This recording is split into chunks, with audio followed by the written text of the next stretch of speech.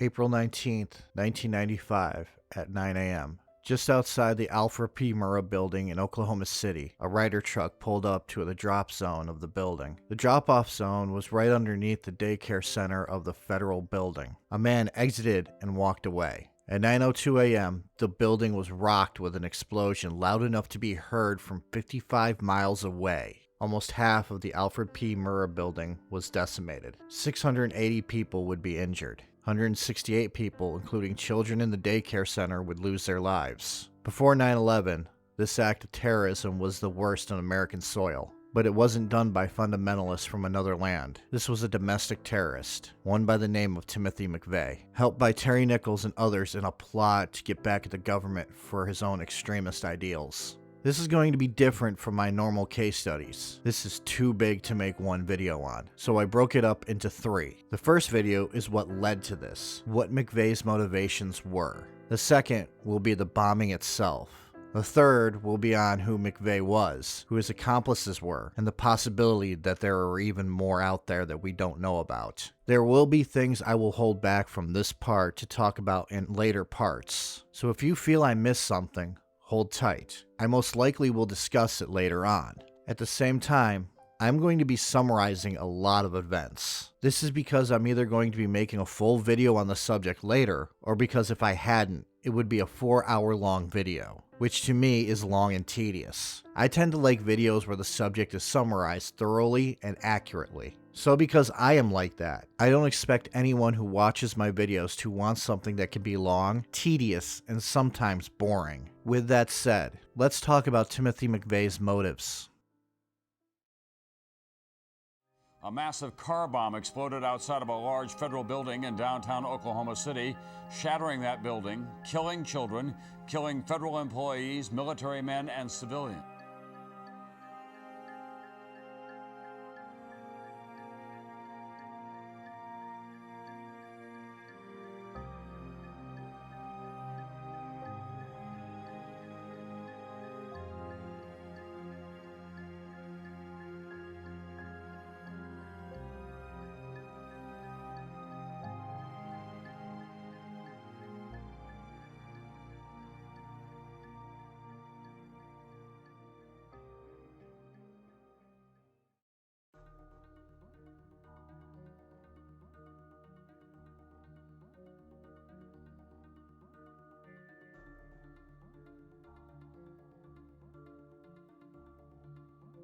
While Timothy McVeigh and Terry Nichols were not white supremacists according to themselves, they were big fans of a certain book called The Turner Diaries. McVeigh himself claimed that what interested him in the novel was guns, survivalism, and the anti-government sentiments. This novel was written by a racist asshole named William Luther Pierce. He wrote it under the pseudonym Andrew MacDonald and published it in 1978. Pierce at one point was a professor of physics at Oregon State University, but he left that job and became the founder of a neo-Nazi party called the National Alliance. I could go on and on how this man was a racist, but I just need to go over his really poor attempt at writing a novel to show this guy's bigotry. It is about a race war, depicted in the year 2099 as historical events, about a man named Earl Turner who takes part in the overthrow of the system. The system being the United States government, which in Pierce's writing is under Jewish control. The president denounces racism,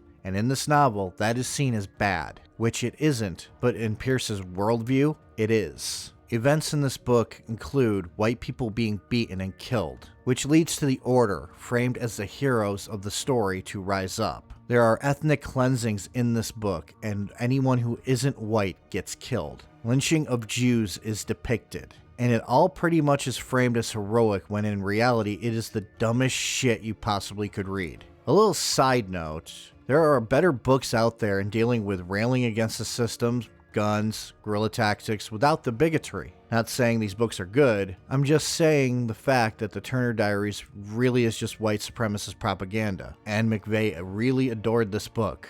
The Turner Diaries also frames white supremacists as the underdogs and victims of discrimination, which again is entirely fucking dumb. So the reason why people believe that this novel was a bigger influence on McVeigh than he let on, is because in the novel it depicts the bombing of an FBI building.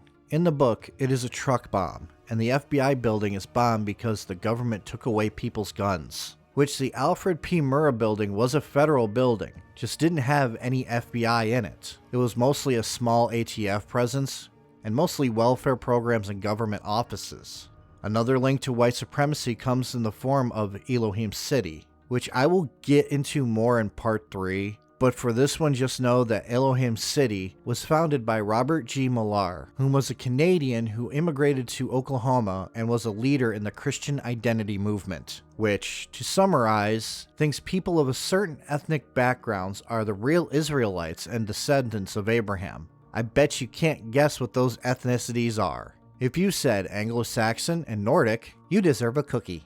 Elohim City is not a city. It is a community of white nationalists with ties to different white supremacist groups, including one who named themselves after the Order from the Turner Diaries. The real Order was founded in 1983 and was mostly a neo-Nazi group who wanted to start a race war so they can have their own homeland in the United States. They did kill someone, and I'm going to cover the killing of Alan Berg later this month, but for now, let's get back to how this all is connected. McVeigh and associates either went to Elohim City or made phone calls to Elohim City leading up to the bombing. I will go more into detail the role the residents of Elohim City might have had during the bombing in part 3, but for now, I'm going to move on from bigotry. So as I said before, McVeigh claimed to not be racist. It is hard, though, to not think that he had some racist beliefs. In my opinion, it doesn't add up that he would just enjoy the company of people from Elohim City based solely on anti-government rhetoric and the love of the Second Amendment.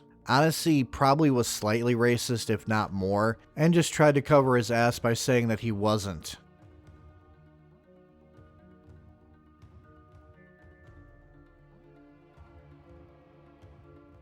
The Turner Diaries is going to creep up into this section as well, because the whole motif of a group of rebels going against the government was the whole reason McVeigh adored the book. Like I said, he really didn't care for the racist nature in his own words. He loved the anti-government sentiments of the book. And the book technically was written to teach even the dumbest person how to create a small militia. What didn't help was the early 90s introduced two key things that McVeigh was strongly against. McVeigh was a gun nut. He really loved his guns. Pretty sure he joined the army just to shoot guns. Yes, he was in the army. Operation Desert Storm to be exact, which I will get into in part 3. But anyways, in the early 90s, the Brady Bill and the Federal Assault Weapons Ban were passed by President Clinton. Brady Bill pretty much is still in effect for the most part. A 5-day waiting period when purchasing of handguns, background checks, and stuff like that. Assault weapons ban, though, is pretty much gone by now. It banned assault rifles for about 10 years and was never renewed. It is pretty much self-explanatory, no need to go into more detail, but let's just say that McVeigh thought that the repeal of the Second Amendment was coming. Can you repeal the Second Amendment? Pretty sure Congress doesn't have the power, or else why would we have an amendment for prohibition in the Constitution and an amendment that states prohibition is no longer a thing? I mean, technically it's a repeal, but it's complicated and my fucking brain hurts now. Where was I? Oh yes, his anti-government ideologies. He subscribed to magazines like Soldier of Fortune. Soldier of Fortune was pretty much a magazine dedicated to survivalism and firearms. It ran ads for books as well. This and other similar publications is where McVeigh bought a lot of his anti-government literature. He once wrote to papers complaining about taxes, which include such gems like, "Is a civil war imminent? Do we have to shed blood to reform the current system? I hope it doesn't come to that, but it might." He wrote to a New York representative about a woman getting arrested for using mace. He wrote to them, "It is a lie if we tell ourselves that the police can protect us everywhere at all times. Firearms restrictions are bad enough, but now a woman can't even carry mace in her purse?" But there is a drastic difference between complaining about government overreach and the bombing of a federal building. There were two events that happened to make McVeigh and his conspirators decide to act. In their minds, what happened in Oklahoma City was punishment for what happened at Ruby Ridge in 1992 and the siege at Waco in 1993.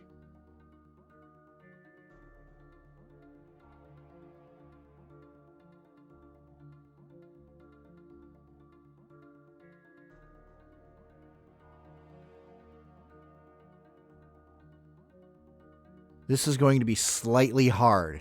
I'm going to attempt to summarize what happened at Ruby Ridge, then Waco. If I leave something out or mess something up, please let me know in the comments. I look to grow, and if I do get something wrong or if I forget something, I want to know. But there is a lot in these two events I'm going to have to leave out, but I'm going to attempt to keep the facts of both. Ruby Ridge was a week-long standoff that happened from August 21st to August 31st of 1992 near Naples, Idaho.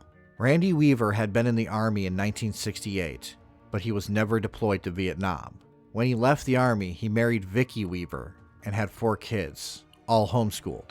Vicki was big on the Christian identity movement, which also led to them attending meetings of the Aryan nations and other white supremacist groups. This put them on the radar of the ATF because he was altering weapons for white supremacist groups. In 1986, Weaver sold 2 sawed-off shotguns to an ATF informant. The ATF tried to pressure him into becoming an informant because they wanted to know what the Aryan nations was up to. He flat out refused, so they had him charged with altering of firearms. Well, technically, it was for making and possessing, but not for selling illegal weapons. They ended up arresting him in 1991 by posing as people broken down on the side of the road. Long story short, he got bail and ended up missing a court date because of errors. He was supposed to go to court on February 20th, but was told a different date. Weaver's case was passed on to the U.S. Marshals Service and he was labeled a fugitive. This all led up to August 21st when marshals surrounded the Weaver cabin and property in an attempt to arrest him, which led to a standoff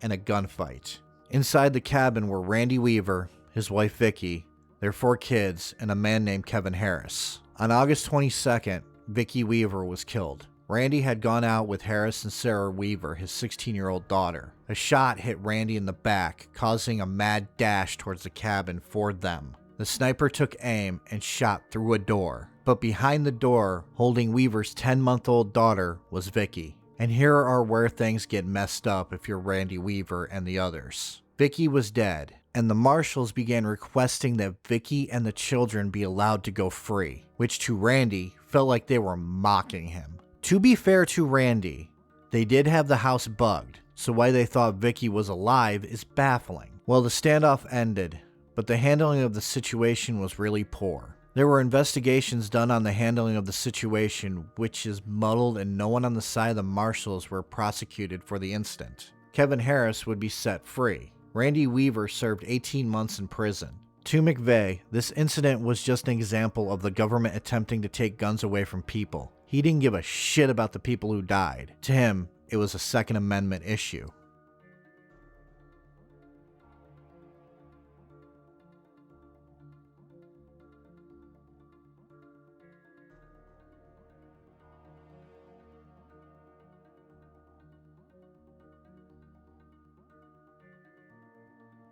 David Koresh was a cult leader. I'm not going to sugarcoat it because he pretty much thought he was the reincarnation of Jesus Christ. His following, the Branch Davidians, didn't start with him as the leader though. He had child brides, loved to preach doomsday scripture, and liked to hear himself talk. So because I'm doing a full video on the siege of Waco in May, this will be a summary for the sake of what the incident meant to Timothy McVeigh personally. The Branch Davidians under Koresh were suspected of stockpiling illegal firearms, so the ATF got a search warrant and on February 28, 1993, attempted to enact the warrant, which ended up being a gunfight followed by a long standoff. A standoff that ended when Attorney General Janet Reno approved an assault on the compound. There's a lot of moving parts in this one, a lot of things I have to keep out for now until I make the video on what happened in Waco. But let's just say Koresh ordered the compound to be set on fire, and the FBI, who was also there, launched tear gas into the complex, which set the whole thing on fire. 82 Branch Davidians were killed, including children. 76 were killed on the last day of the siege. They either died from smoke inhalation, buried alive by rubble, or self-inflicted gunshot wounds. They didn't even attempt to leave. That was the level of control Koresh had. Timothy McVeigh, during the siege, actually went to Waco where he was handing out anti-government pamphlets. How the siege ended was his primary motivation. He didn't care for the children who died, the religious views of the cult. He cared, again, for what he perceived to be government overreach. He cared about how it was handled. He saw the FBI and ATF setting fire to the building, which, To be fair, that is what played out on television. It didn't come out until much later that David Koresh ordered his followers to set fire to the building, but Timothy McVeigh began to plot retaliation, and he would make sure the government knew it was retaliation for what happened at Waco. On April 19, 1993, the Branch Davidian complex on Mount Carmel had gone up in flames. He would use that date as the date to bomb the Alfred P. Murrah building in Oklahoma City.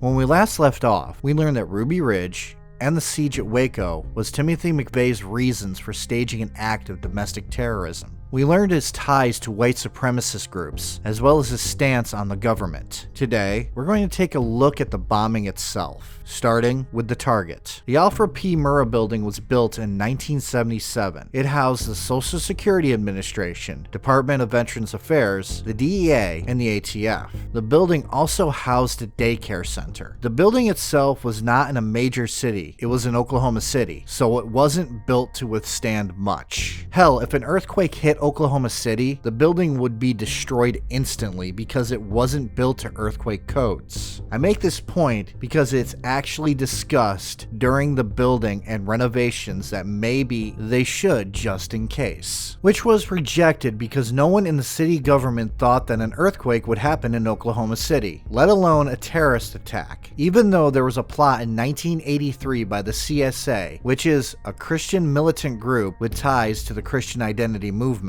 They wanted to park a van in front of the building and detonate rockets. But that plan was scrapped because one of the ordinances accidentally went off and those who plotted decided that it was divine intervention. Anyways, the building was named after a judge. McVeigh chose this building because of the windows. He expected the glass to shatter spectacularly. Also, its huge parking lot and open space around the building he felt was perfect for photos for propaganda purposes. Also thought the open space would contain the force of the blast to stop damage to non-government buildings. McVeigh had thought of two other plans before he decided on the bombing. The first was to murder both Janet Reno and Lon Hiroshi, the FBI sniper that killed Vicky Weaver. Lon Hiroshi was also at Waco. The second was to just bomb a federal building when no one was in it, which he decided against because Timothy McVeigh wanted to make a statement.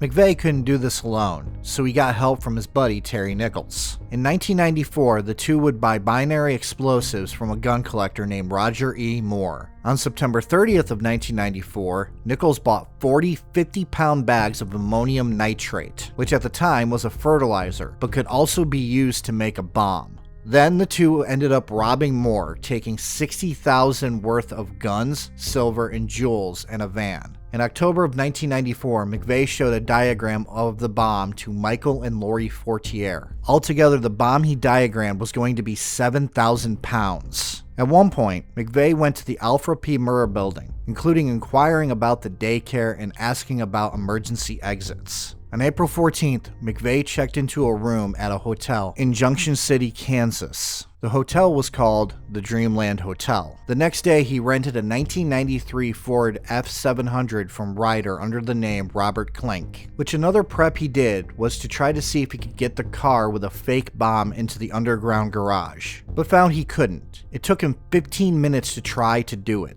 On April 16th, both McVeigh and Nichols drove to Oklahoma City where they parked a getaway car, a 1977 Mercury Marquis. They parked it several blocks from the Murrah building. He left a note on it, "Not abandoned, please do not tow, will move by April 23rd, within parentheses, needs battery and cable." From April 17th to April 19th, they began to build the bomb. He drilled holes in the truck, 2 in the cab and 2 in the body, then ran 2 fuses through it to the bomb in the back. The fuses were connected to high-grade explosives that the pair stole from a rock quarry. The first was a 5-minute fuse, the second a 2-minute fuse. The fuses were hidden in a fish tank tubing and were painted yellow and duct taped to the inside of the cab to blend in. In case of failure, he placed 2 more explosives in the cargo bay near the driver's side, which he could set off with his Glock that he was carrying. After the bomb was made, Nichols and McVeigh parted ways. Nichols went home. McVeigh, in the truck bomb they made, traveled to Junction City to prepare for the next day, April 19th, 1995.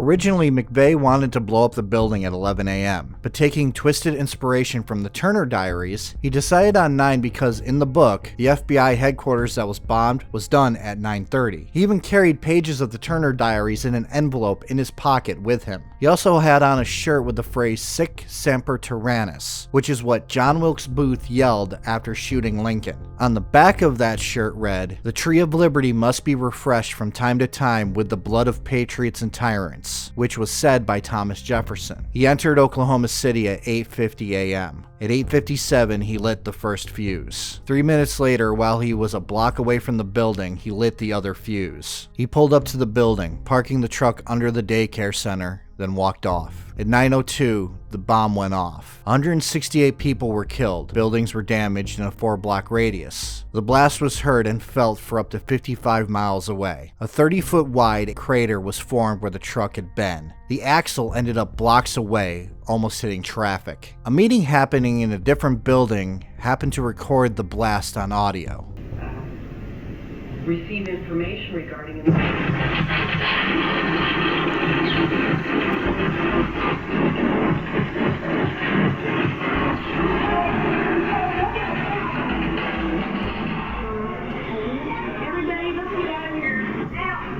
Almost half of the building had collapsed in mere seconds. The power of the bomb cannot be overstated. It did what Timothy McVeigh wanted it to do.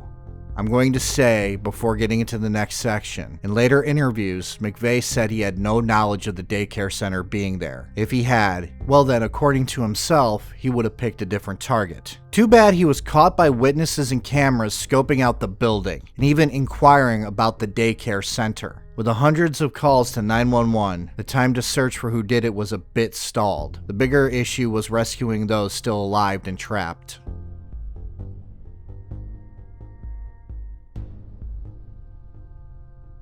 646 people were in the building that day. That includes children. 168 in total would be dead, but there was a severed leg that seemed to not match anyone else, so it could have been 169. One survivor, whose name escapes me, but I remember hearing the story from the episode done on this case on the last podcast on the left, was stuck in a parking lot. She found comfort in squeezing a severed hand while waiting to be rescued. Dana Bradley was there to get her 3-month-old son a Social Security card. With her was her mother Cheryl, her 3-year-old daughter Peachlyn, as well as her 3-month-old Gabrion. All 3 would be killed in the blast, but Dana survived. Pinned under rubble, rescue workers had to amputate her leg to get her free. They amputated her leg without anesthesia. Those are only just a handful of stories from that day. Rescue and recovery efforts lasted until May 5th, 1995 at 12:08 a.m.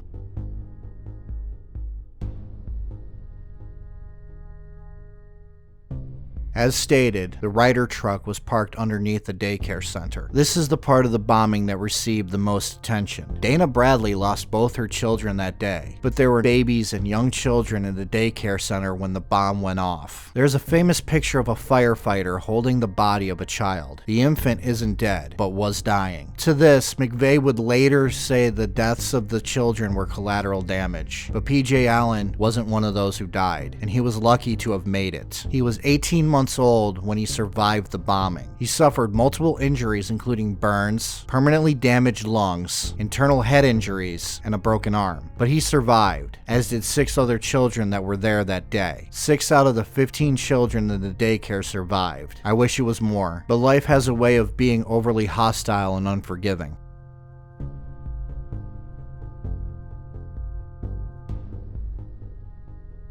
There were 3 theories going around law enforcement agencies on who did this. The first is connected to the World Trade Center. In 1993, it was bombed, but the bomb only did structural damage to the building. It was done in a parking lot underneath the North Tower, and it was done by a man named Ramzi Youssef, a Pakistani man who had trained in an Al-Qaeda trading camp. Because the bombs were similar, a bomb made up of fertilizer, it is logical to go with that. There was also the drug cartels trying to cripple the DEA. And finally, the third theory, which happened to be the case, an anti-government nut job. McVeigh, when he got to his getaway car, had a hard time starting it at first and almost got away. But he forgot to put a license plate on the car. He got pulled over, and the cop, noticing the gun, took him into custody. This happened 90 minutes after the bombing. While he was rotting in a jail cell, law enforcement were able to get a VIN number off the truck's axle, the same truck axle that landed blocks away. That VIN number led them to the place McVeigh rented the Ryder truck. A couple of sketches and description of the truck were plastered all over the news. A worker at the Dreamland Hotel remembered McVeigh and the truck and got in touch with law enforcement. Since he used his real name to register at the hotel and a fake name to rent the truck, they had two names. Meanwhile, a search of McVeigh by the police officer that arrested him found documents with a fake name and his real name. On April 21st, 1995, he almost got away. He was in a bond hearing when federal agents intercepted him and took him into custody. And this is where I will end this part. On the final part of this series, we will learn who Timothy McVeigh was, who Terry Nichols is, who both were friends with, the trials of everyone involved, the execution of Timothy McVeigh, and the possibility there is more to the story of the Oklahoma City bombing than was thought before. Did those who wanted swift action ignore key people who assisted Timothy McVeigh? Or was he a lone nut with accomplices who all served time for their part?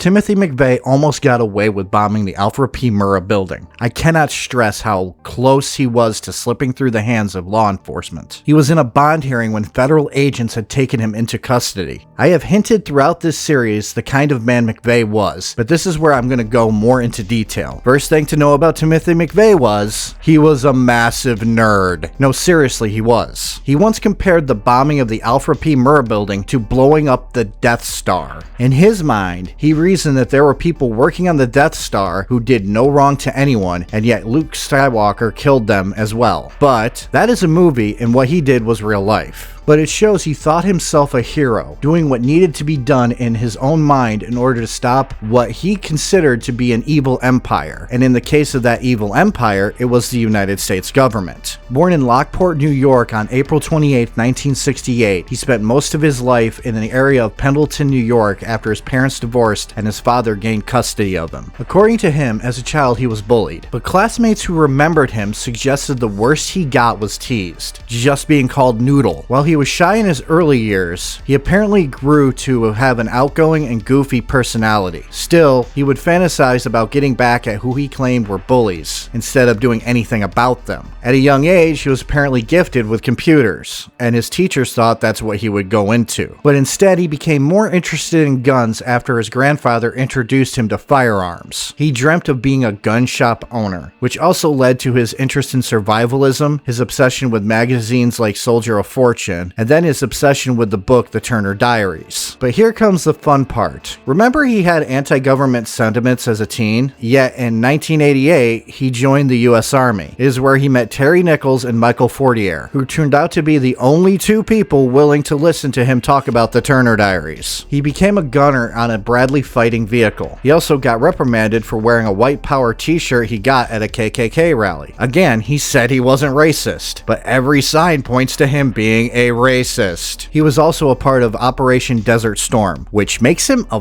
veteran. He claimed on the first day that he was deployed he decapitated an Iraqi soldier and celebrated this. He also claimed that he was shocked at the soldiers executing Iraqi soldiers, along with dead bodies being everywhere, which is questionable if those events even took place or him just attempting to make himself look more human. Either way, he definitely developed PTSD. Honorably discharged in 1991, he struggled to find work and a steady life. Romance-wise, he was pretty much an incel. He didn't know how to talk to women and only had one girlfriend his entire life, and that was in middle school. Once out of the army, his anti-government ideology took over his life. A gun nut who thought the Second Amendment was going to be repealed, he spent time at gun shows, showed up at Waco to hand out pamphlets, and became more and more radicalized. With him through most of this was Terry Nichols and to some extent Michael Fortier. Both had a hand in helping him, but there is a chance there were others who did as well. But for now, let's look at who we know helped him and then moved into those suspected of helping him.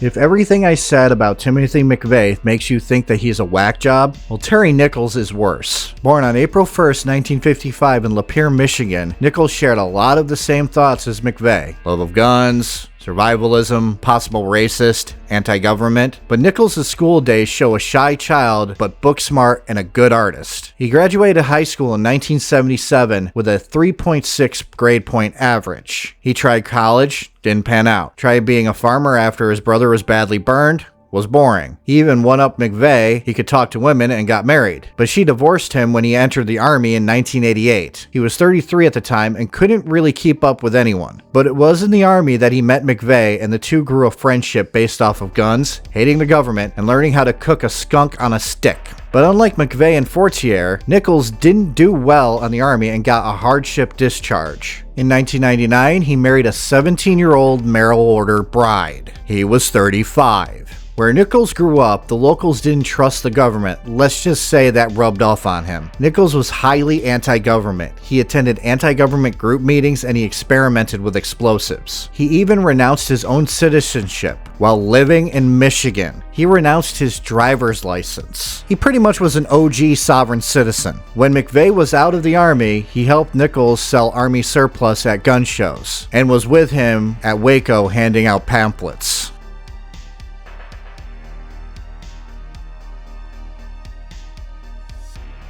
I mentioned Michael and Lori Fortier before, but I didn't add much to it. They knew about the bombing. Michael was born in 1968. He met Timothy McVeigh and Terry Nichols when they were all in the Army, but Michael was honorably discharged in 1991. He kept contact off and on with McVeigh. McVeigh showed Michael and his wife a diagram of the bomb, even asked if they were willing to help him, but Michael said no. But he did help McVeigh scout the building out. Lori also helped by laminating a fake driver's license for McVeigh, but Michael would be arrested and got a plea deal. He would agree to testify against Nichols and McVeigh if his wife went free, and he would be given 12 years in prison. He would get out in 2006 and enter witness protection. So Michael, Lori Fortier, and Terry Nichols were all known to have helped him. Time to talk about those who are suspected of involvement.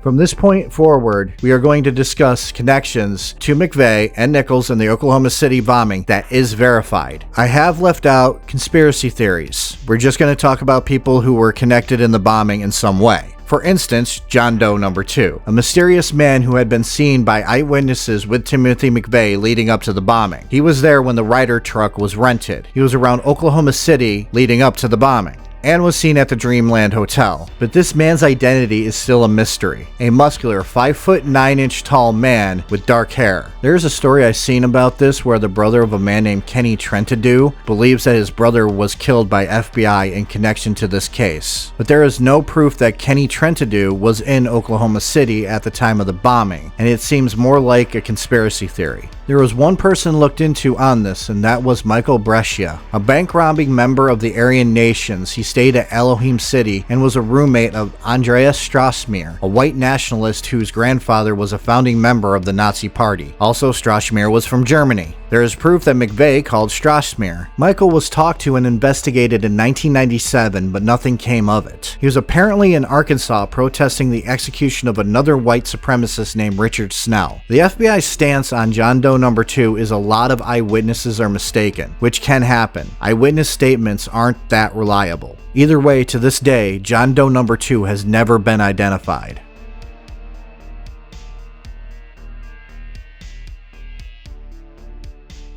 I mentioned the Aryan Nations in the last segment. Well, the militant wing of that group is called the Aryan Republican Army, or ARA for short. These guys were bank robbers, and it wasn't just Brescia that McVeigh had contacts with. One of the founders, Richard Lee Guthrie, had ties to McVeigh. 5 separate women in nightclubs in Tulsa have claimed that Brescia and other members of the ARA were spotted with McVeigh. Guthrie even bore a resemblance to John Doe number 2. Not only that, but apparently Jennifer McVeigh has stated that her brother Timothy McVeigh also helped them in some of the robberies. The ARA were common in Elohim City, which is where all of this connects, to a place founded by the Christian Identity Movement, a place where white nationalists called home.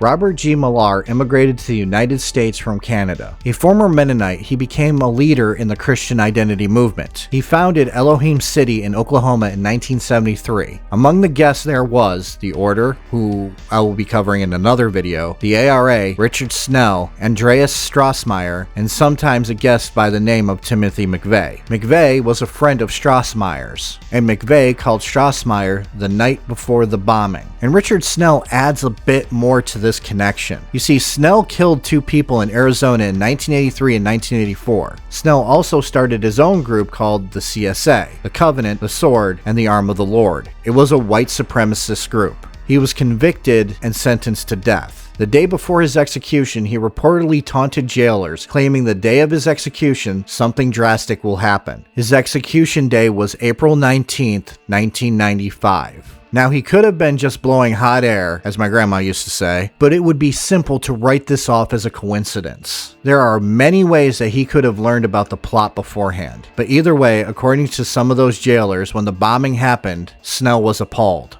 Simply put, there is a lot of evidence, circumstantial or otherwise, that there were more than just Terry Nichols, Michael Fortier, and Timothy McVeigh that had a hand in the plot of the Oklahoma City bombing. Whether others knew about it or participated in it, there is enough evidence to say that the FBI hurried to close the investigation without looking deeper. They had Nichols, they had McVeigh. Anyone else didn't matter in their eyes.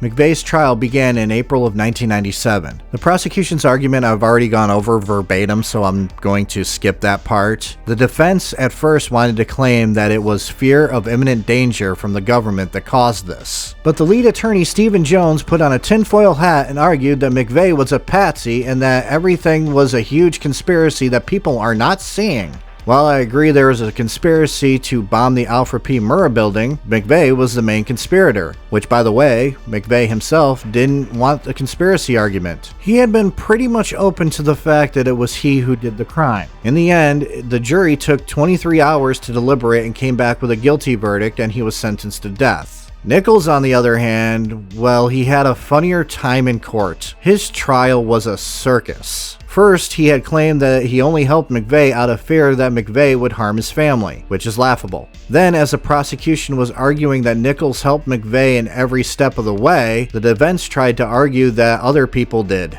Which wasn't really a defense because when the defense called Nichols' wife, she kinda helped the prosecution. She stated that Nichols had been leading a double life, and that she had no idea what he was doing when he wasn't home and was lying to her. Apparently, Nichols was buying storage lockers, according to her, using aliases. But she claimed he broke off contact with McVeigh, but then decided to tell the jury that Nichols was in Oklahoma City 3 days before the bombing, when McVeigh was, which pretty much lines up with all the events that happened before the bombing. Oh, and she couldn't give him an alibi for April 18th. Yeah, you don't need to be a smart person to know that he was found guilty. But because they were deadlocked on the penalty phase of the trial, he was sentenced to life in prison.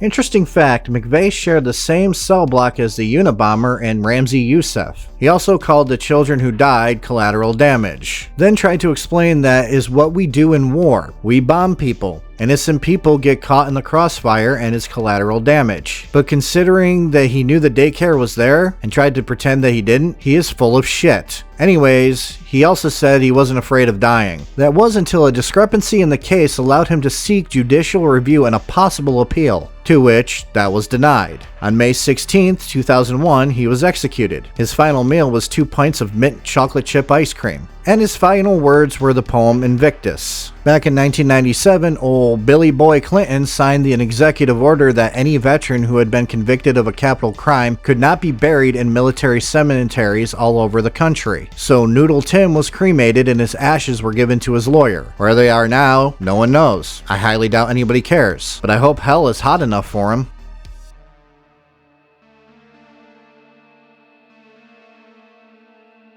All but 3 bodies were recovered by May 1st, 1995. So the plan was to demolish the rest of the building, but the defense lawyer for McVeigh requested that the building still stand for a little bit. He wanted to examine the site before trial. The local government agreed, and the building stayed up a little longer. On May 23, 1995 at 7:01 a.m., the building was brought down by a controlled implosion. In 1997, President Clinton signed the Oklahoma City National Memorial Act of 1997. This allowed a memorial to be built on top of where the Alfred P. Murrah building once stood.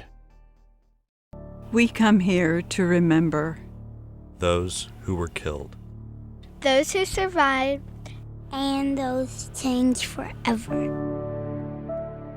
May all who leave here know the impact of violence. May this memorial offer comfort, strength, peace, hope, and serenity.